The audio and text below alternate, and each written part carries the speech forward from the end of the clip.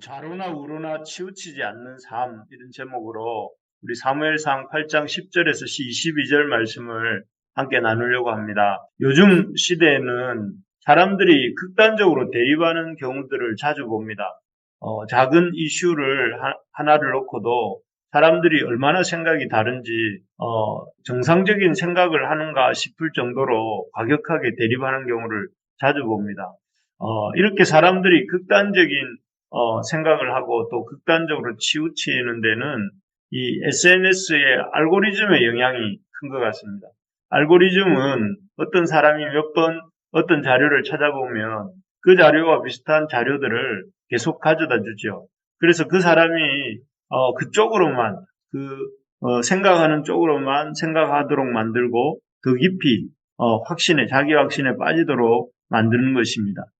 이러한 알고리즘이 죄인이 원래 죄인인 인간의 자기 중심성과 만나서 이렇게 폭발적인 결과를 가져온 것이 오늘날 극단적인 이 극단화되는 자경이든 좌쪽이든 우쪽이든 극단적으로 되는 것입니다.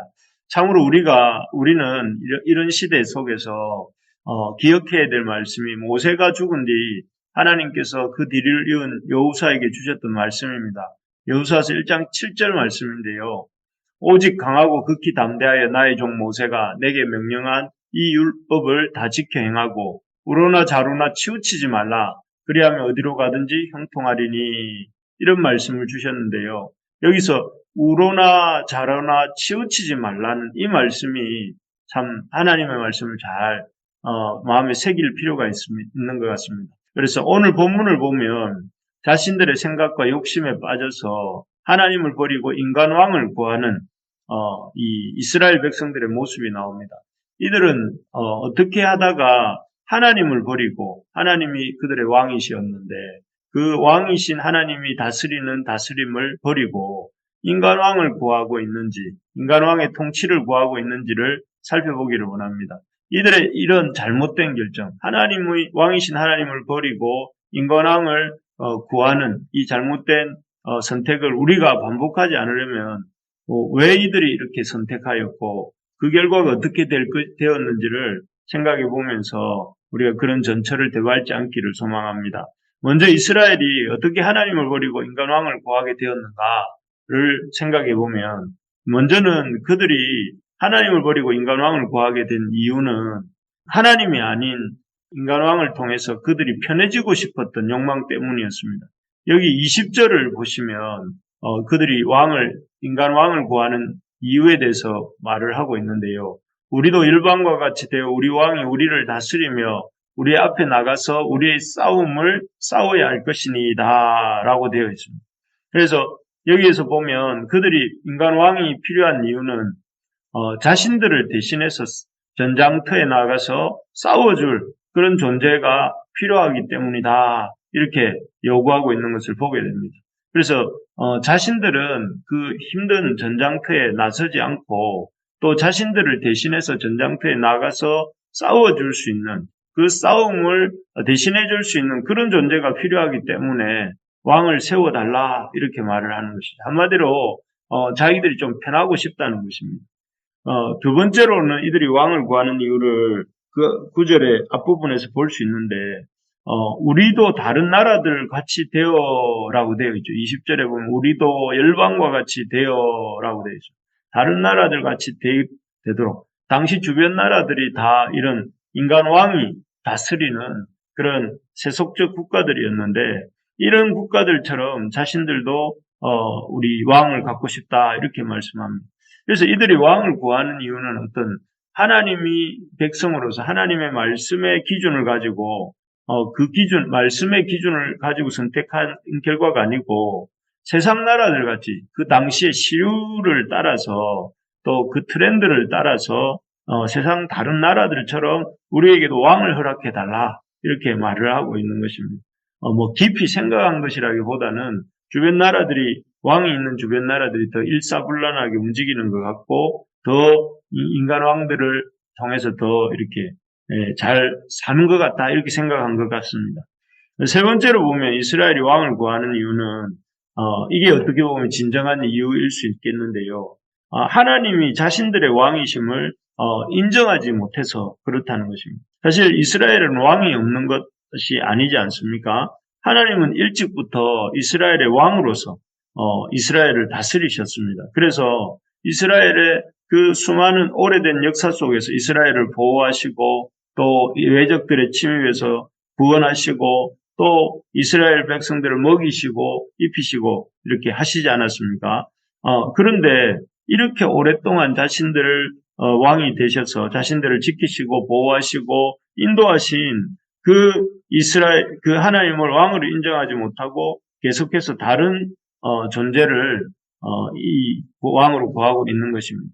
어쨌든 이스라엘이 왕을 구하는 이유들을 한번 살펴보았습니다. 편해지고 싶어서 대신 싸워줄 왕이 필요해서 또 세상 나라들처럼 우리도 그 왕이 필요합니다. 이렇게 말을 하고 또 하나님이 진정한 왕이다 하는 사실을 인정하기 싫어서 또 인정하지 못해서 이스라엘을 왕을 구해달라 이렇게 사무엘에게 요청했다는 것이죠. 그런 이스라엘을 향해 이 사무엘 선지자는 그 왕정 제도가 그렇게 이스라엘 백성들이 생각하는 것처럼 좋은 점만 있는 것이 아니라 문제점과 피해점이 있다 하는 것을 또 이렇게 얘기를 해줍니다. 그것은 이 인간 왕정 제도는 백성들이 왕을 위해서 왕이 백성들을 위하는 것만이 있는 것이 아니라 백성들이 왕을 위해서 철저하게 자기를 희생해야 되는 제도다 하는 것을 알려줍니다. 그래서 10절에서 18절 사이에 길게 이렇게 그 인간 왕정 제도가 갖고 있는 폐해에 대해서 얘기를 합니다. 그러면서 남자들 여기 10절 12절부터 쭉 보면 그 남자들은 여기 11절에 아들들은 하면서 남자들은 왕을 지키기 위해서 군역과 군대에서 하는 일들이죠. 군역과 부역을 왕을 위해서 군대가 아니더라도 왕의 집에서 왕의 궁에서 일을 해야 된다 이렇게 말을 합니다. 그래서 때로는 군인으로서 왕을 위해서 충성해야 되고 때로는 농부가 되어서 이렇게 그 왕의 농가 밭에 일을 해야 된다 하는 것입니다. 왕이 너희들을 위해서 대신 싸워주는 것만 있는 것이 아니라 너희들이 왕을 위해서 너희들의 아들들을 또 너희들의 남자들이 가서 군역과 부역을 하고 또 왕을 위해서 이렇게 농가 밭에 일을 해야 된다 하는 것을 알려주는 것이죠. 또 여자들은 그 백성들의 궁녀의 딸들은 궁녀로 차출되어서 왕을 위해서 향료를 만들고 또 요리를 하고 떡을 구워야 된다. 이렇게 말합니다. 그 왕의 살림을 위해서 딸들이 수고해야 된다는 것이죠. 그래서 왕이 백성에게 좋은 일만 하는 것이 아니라 왕을 위해 백성들이 희생하고 헌신해야 된다 하는 것을 말씀하고 있습니다. 또한 그런 군역과 부역 또 여러 가지 수고만이 아니라 이 왕실 유지를 위해서 납세의 의무를 백성들이 져야 된다 하는 것입니다. 그래서 14절부터 쭉 나오는 것이 포도원과 감람의 제일 좋은 것, 또 그 밑에 나오는 곡식과 포도소산의 11조, 또 노비와 가장 아름다운 소년과 나귀들을 위하여 나귀들을 이렇게 이 왕에게 바치고 또 17절 양떼의 10분의 1을 채하는 것, 뭐 이런 모든 일들을 이렇게 왕을 위해서 어떤 가장 좋은 것들과 가장 또 소중한 것들을 내놓아야 된다는 것을 얘기를 하고 결정적으로 이런 왕정제도가 이제 훗날 힘이 들어서 이제 도저히 이 왕정제도가 아니라 이전의 제도로 돌아갑시다 하고 18절에 보면 택한 왕을 인하여 부르짖더라 하더라도 하나님께서 듣지 않으신다. 다르게 말하면 한번 시작한 왕정제도는 싫다고 해서 그 왕정제도를 그만두고 이렇게 원래대로 돌아갈 수 없다 하는 경고를 합니다. 그래서 이 조목조목 왕이 들어섰을 때 백성들이 해야 될 부담을 말을 하면서 또 납세의 의무를 말을 하면서 그리고 그런 제도가 한번 시작되면 다시 돌이키기 어렵다는 것을 얘기합니다. 사무엘이. 그러면서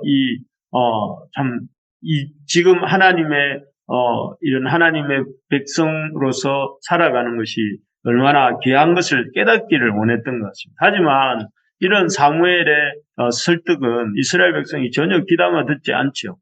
그래서 19절 상관절에 보면 이렇게 백성이 사무엘 말 듣기를 거절했다 이렇게 나옵니다. 결과적으로 그러면서 자신들 여전히 왕이 있어야 되겠다 이렇게 이 사무엘에게 요청합니다.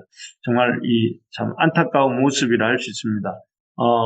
하나님의 백성인 이스라엘이 하나님의 왕되심을 거부하고 막무가내로 인간 왕을 구하는 이스라엘 백성의 모습을 이렇게 보면서 우리가 깨닫게 되는 것은 사람이라는 존재가 참으로 자기가 하고 싶은 바를 이루기 원하고 또 그 하고 싶은 바를 이루기 위해서는 어떤 사람의 목소리도 듣지 않는구나 하는 것을 깨닫게 됩니다. 그래서 참 이렇게 아무리 이렇게 사무엘이 이스라엘 백성에게 바른 말을 했지만 그 목소리를 듣지 않는 그 모습, 또 우리가 이전에 이 에덴 동산에서 하나님이 그렇게 경고의 말씀을 주셨음에도 불구하고 선악과를 따먹고자 하는 그 욕망을 이기지 못해서 선악과를 따먹고 범죄하였던 그 아담처럼 참 우리 인간은 자기가 하고 싶은 바, 자기가 이루고 싶은 바를 이루기 위해서는 그 어떤 목소리도 듣기 싫어하는 존재가 우리라는 것을 이렇게 깨닫게 됩니다. 그래서 이렇게 해서 결과적으로 이제 이스라엘 백성은 하나님의 왕되심을 거부하고 또 인간 왕으로 세우는 왕정시대로 들어가게 되는데요. 우리가 이 이스라엘처럼 하나님을 저버리고 인간왕을 택하는 이런 실수를 범하지 않기 위해서 우리가 해야 될 게 무엇일까요? 먼저는 우리가 우리 마음의 동기를 잘 점검해야 된다 하는 것입니다. 우리 속에서 나오는 소리라고 해서 다 옳은 소리는 아니다 하는 것이죠. 우리 마음 깊은 곳에는 우리 죄인인 자기 중심성이 있어서 하나님도 없고 이웃도 없습니다. 우리 그때 이 기독교 강요 나눌 때 보지 않았습니까? 인간의 내면이 부패된 본성은 죄로 인해서 오염되고 부패한 본성은 이 의지가 노예화되어 있고 어떤 하나님을 향한 선한 이 의지도 없기 때문에 그런 인간에게는 근본적으로 스스로 이런 그 죄의 문제로부터 나올 수가 없기 때문에 은혜가 필요하고 그 은혜와 아울러 중보자가 필요하다 하는 걸 우리가 요즘 보지 않습니까? 그런 것처럼 인간 내면에는 이런 이 인간의 자기 중심성이 있고 또 그 속에서 나오는 소리들은 그런 자기 중심성에 기초해서 편향된 이런 욕망에 들끓을 때가 많기 때문에 우리가 마음에서 나오는 소리를 다 옳은 소리라고 생각하지 말아야 합니다. 그런데 사실은 그렇게 생각하는 편이죠. 그래서 우리가 이런 우리 속에서 나오는 소리를 잘 분별하려고 해야 됩니다. 이 내 마음 속에서 뭘 하기 싫다, 뭘 하고 싶다 이런 마음들이 있을 때 그 마음대로 하고 그 마음대로 하지 않고 하는 것이 아니라 그 마음의 소리를 잘 분별해서 들어야 될 소리와 듣지 말아야 될 소리를 우리가 찾아가야 된다 하는 것이죠. 그래서 마음의 동기를 잘 점검하는 것, 늘 마음을 살피는 것, 이것이 우리가 이런 욕망의 노예, 또 내가 하고 싶은 바에 노예가 되지 않고 하나님을 따를 수 있는 길이죠. 두 번째로는 이런 마음의 동기를 잘 점검할 뿐만 아니라 하나님의 말씀을 잘 들어야 됩니다. 여호수아서 1장 7절 말씀 아까 읽어드렸는데요. 오직 강하고 극히 담대하여 나의 종 모세가 내게 명령한 율법을 잘 지켜 행하고 이렇게 됐습니다. 여호와가 뭐라고 이 여호수아에게 말씀해 주셨냐면은 모세를 통해서 주었던 그 율법을 다 지켜 행하라. 그러면 우로나 좌로나 치우치지 않게 된다 하는 것을 말씀하시는데요. 여기서 우리가 이 우로나 좌로나 치우치지 않기 위해서 어떻게 살 수 있는가? 율법을 지켜 행하는 삶.